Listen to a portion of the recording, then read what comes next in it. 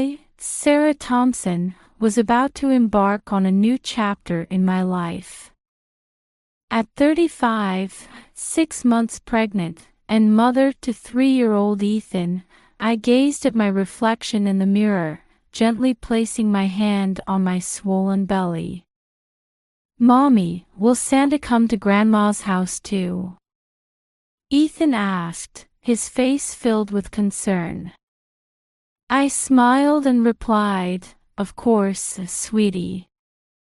Santa comes everywhere." I could hear Michael, my husband, loading the car with our luggage. We were preparing to head to my in-laws' house for the Christmas holiday.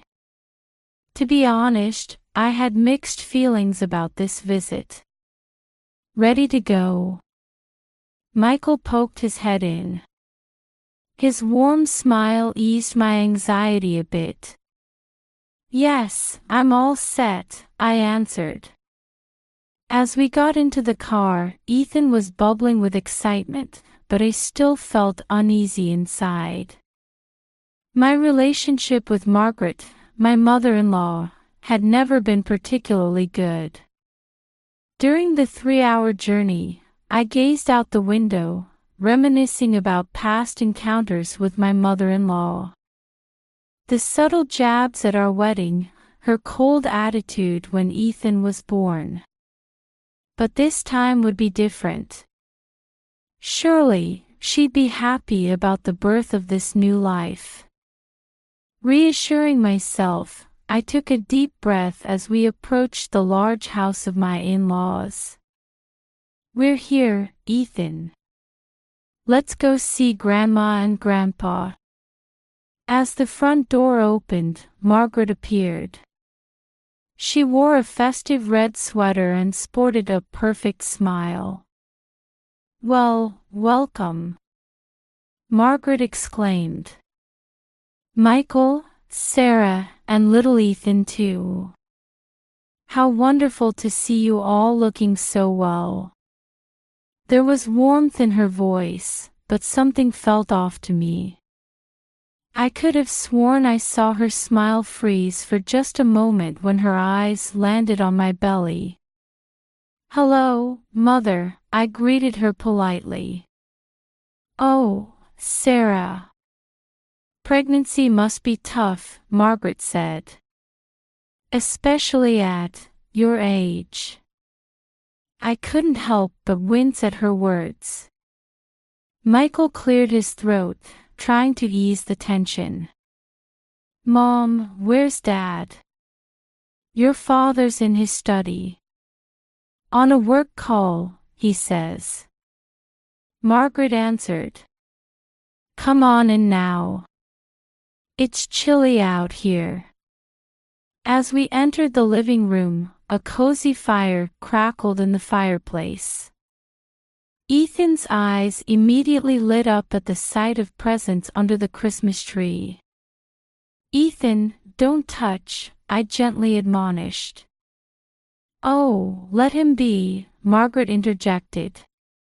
"It's silly to make a child wait when there are still 2 days until Christmas Eve."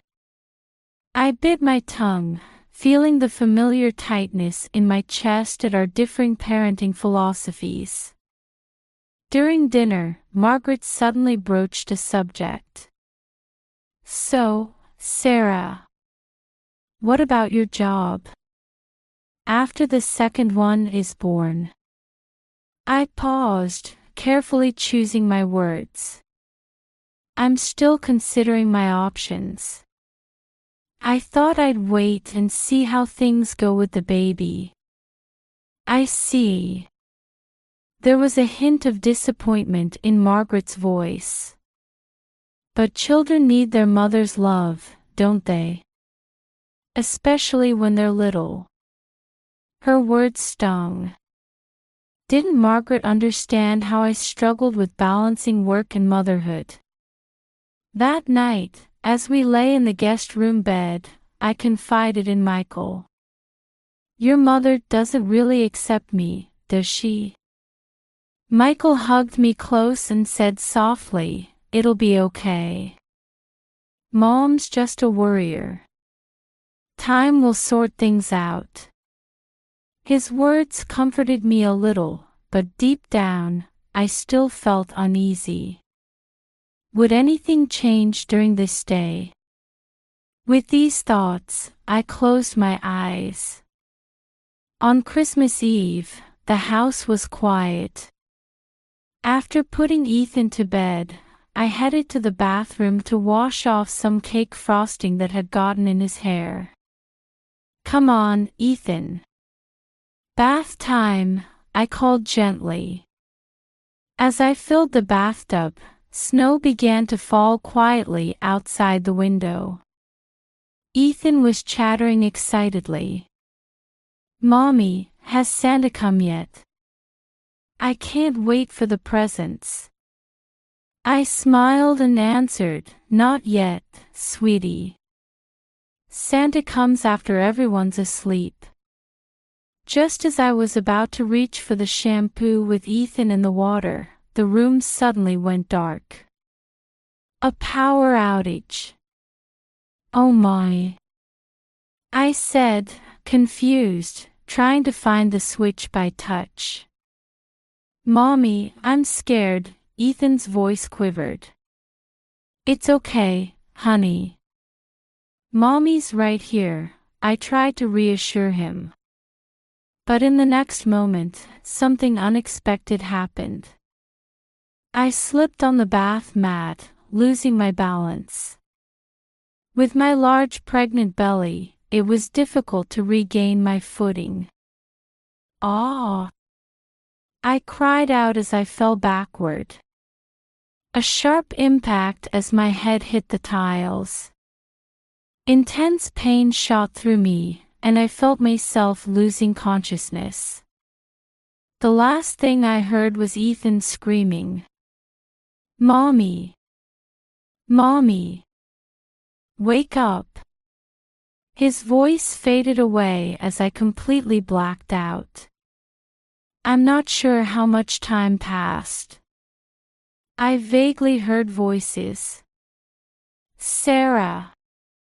Sarah!" Michael's desperate calls. "Call an ambulance. Quickly." My father-in-law's voice. And faintly, I heard Margaret's voice.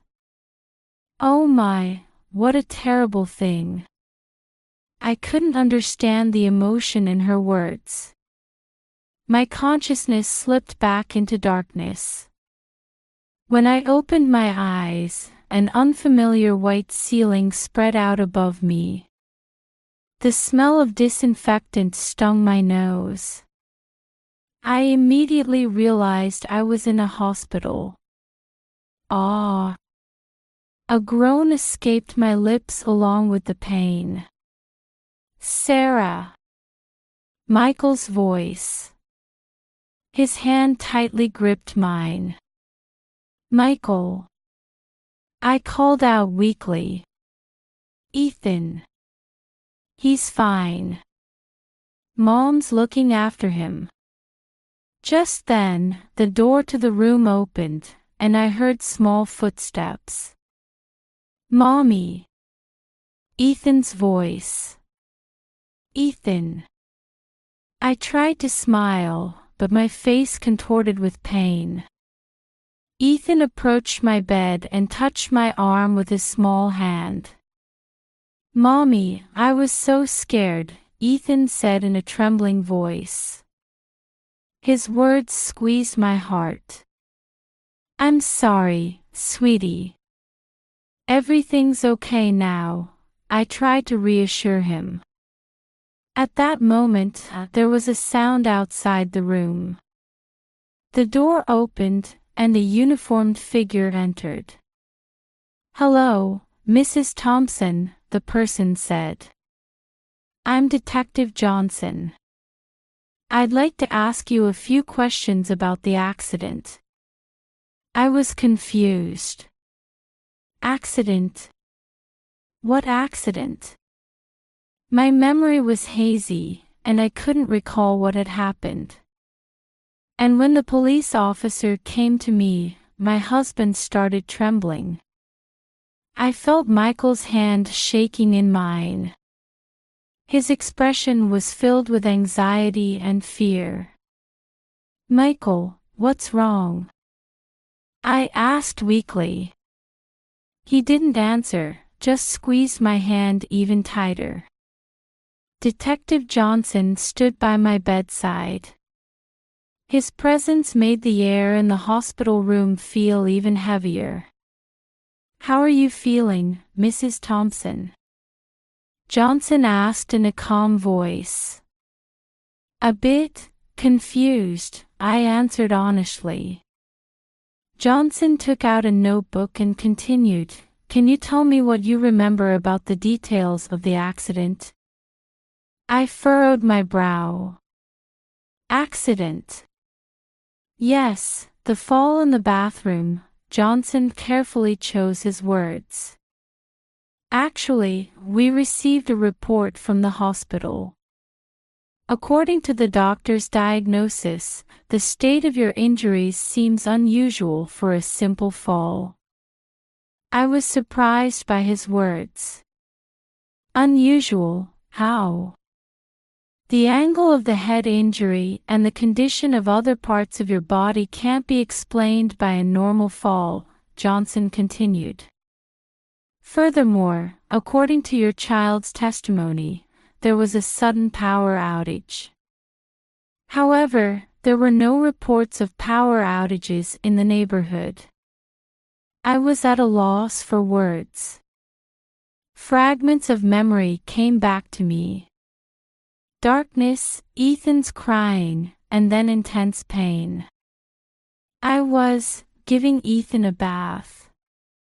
I began, choosing my words carefully. "Suddenly, there was a power outage." As I spoke, I noticed something odd about Michael's behavior. His hand was trembling in mine. His face was pale, and sweat beaded on his forehead. "Michael, are you okay?" I asked worriedly. He just nodded silently. Johnson observed us as he continued his questions. "Did you find out the cause of the power outage?" There were apparently no problems with the electrical system. I was confused by his words. "Huh. But it definitely went dark." "Actually, there were no reports of power outages in the area," Johnson said carefully. "That's why we've determined that we need to investigate the circumstances of the accident more closely." At that moment, Michael suddenly stood up. "Excuse me, I need some fresh air."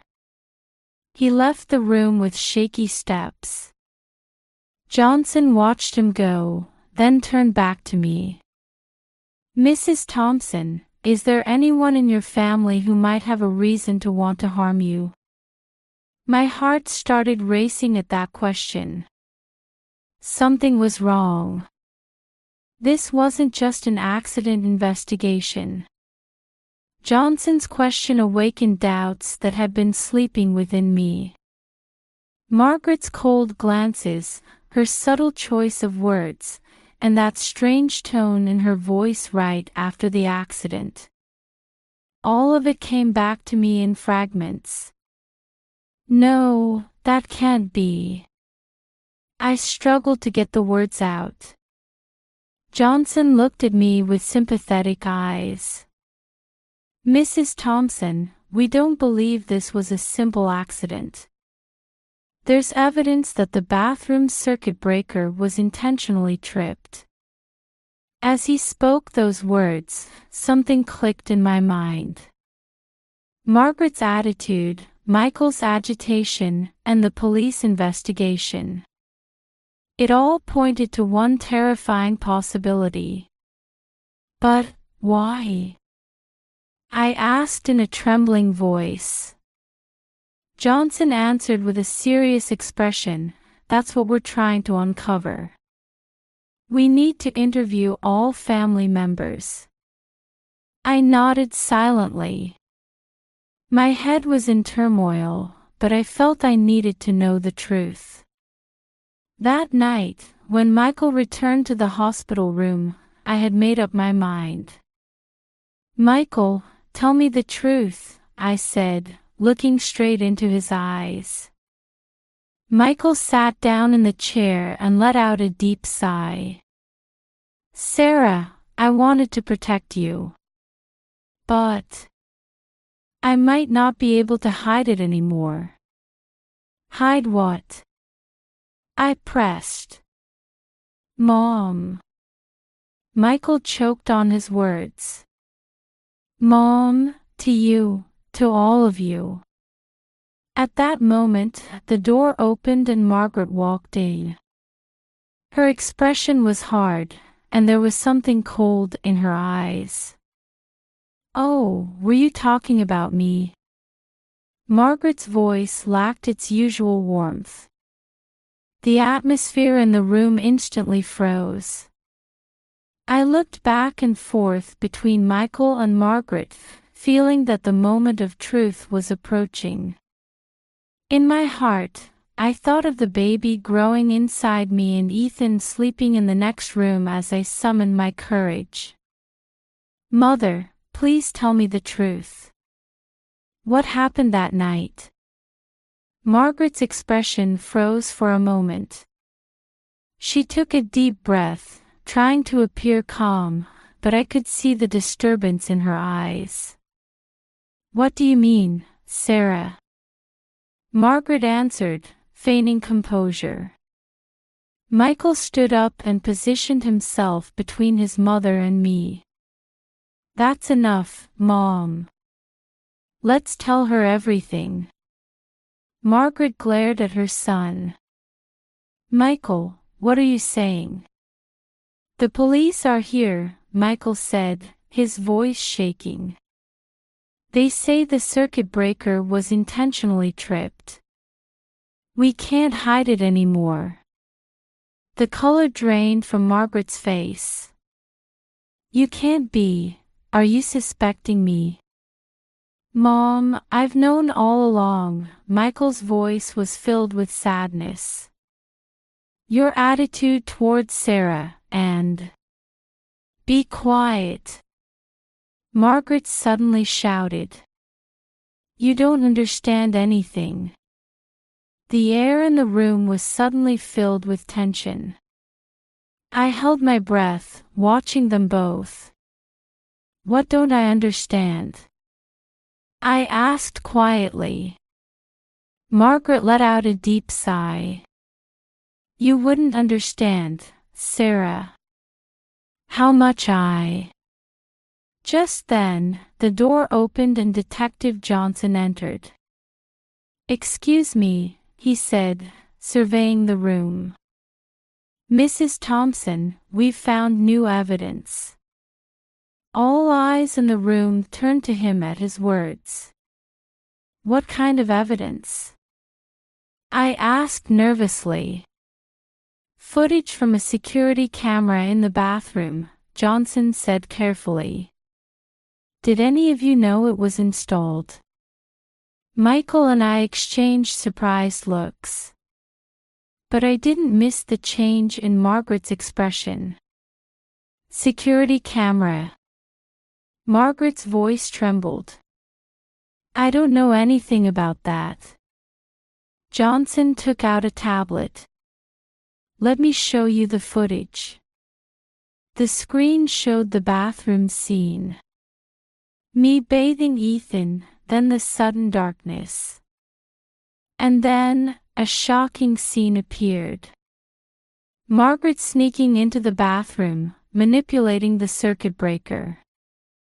Then, after witnessing my fall, hurriedly leaving the room. "Mother." I was at a loss for words. Margaret collapsed into a chair. I. Why, Mom?" Michael's voice was a mix of anger and sadness. Margaret looked up, tears in her eyes, and began to speak. I just wanted to protect Michael. Protect? From whom? I asked, confused. From you, Sarah, Margaret continued in a shaky voice. You were taking my son away, my precious son. And then Ethan too. As the truth came to light, the air in the room grew heavier. Margaret's twisted love, jealousy, and fear. All of it had created this tragedy. Johnson said quietly, Mrs. Thompson, I'm placing you under arrest. On suspicion of intentionally causing bodily harm. Margaret no longer had the strength to resist, she just hung her head. I stiffened on the bed, trying to come to terms with this shocking revelation. This was the moment when our family bonds would be put to the test. After Johnson left, only our family remained in the hospital room. A heavy silence dominated the space. Why? I began in a trembling voice. Why did you do this? Margaret looked up, tears in her eyes, and answered, You wouldn't understand, Sarah. How could I accept someone who was taking my son away? Taking away. Michael raised his voice. Mom, Sarah is my wife. I chose her. Margaret looked at her son. You don't understand. She changed you. Distanced you from me. That's not true, I said quietly but firmly. I never intended to take Michael away. I just wanted to become family. With you too. Margaret's expression wavered. Mom, Michael approached and took his mother's hand. We are family. Sarah, Ethan, and the baby on the way. We're all important family. But Margaret's voice shook. What you did is unforgivable, I said with a serious expression. But we're still family. Let's think about what to do from here on out, together. At those words, Margaret's expression softened. She slowly knelt on the floor and took my hand. Sarah, I'm truly sorry. Her voice trembled with tears. I was afraid. Afraid of being alone, of being forgotten. I gently squeezed her hand back. I understand. But we won't forget you. Rather, we want to create new memories together. Michael stood between his mother and wife, placing a hand on each of their shoulders. We can overcome this. Together. Just then, the door opened and Ethan burst in. Mommy. Daddy. Grandma. His innocent smile changed the atmosphere in the room instantly. Margaret hugged her grandson and cried. Let's all do our best, I said quietly. As a real family from now on. Several weeks later, we gathered again at my in-laws' house. This time, to celebrate a new beginning. Margaret was allowed to recuperate at home under strict supervision and was to undergo psychological counseling. She was sincerely repentant and working hard to repair relationships. In the living room, Ethan was enthusiastically thinking of names for his new little brother. How about Hope? He suddenly suggested. Hope? I asked, surprised. Why that name? Because everyone got hope, right? Ethan answered innocently. We looked at each other and laughed. Indeed, this child had brought us hope. Margaret quietly entered the room. Her eyes no longer held that coldness, but instead a warm light. Sarah, Michael, and Ethan, she said gently. I've learned the true meaning of family. From now on, I hope we can walk this path together. We all joined hands. Outside the window, the spring sunlight was warming us. A new season, a new form of family, and new hope. Everything was about to begin. Let's take a family photo, Michael suggested. It might be the last one before hope is born. With the sound of the camera shutter, our new story began.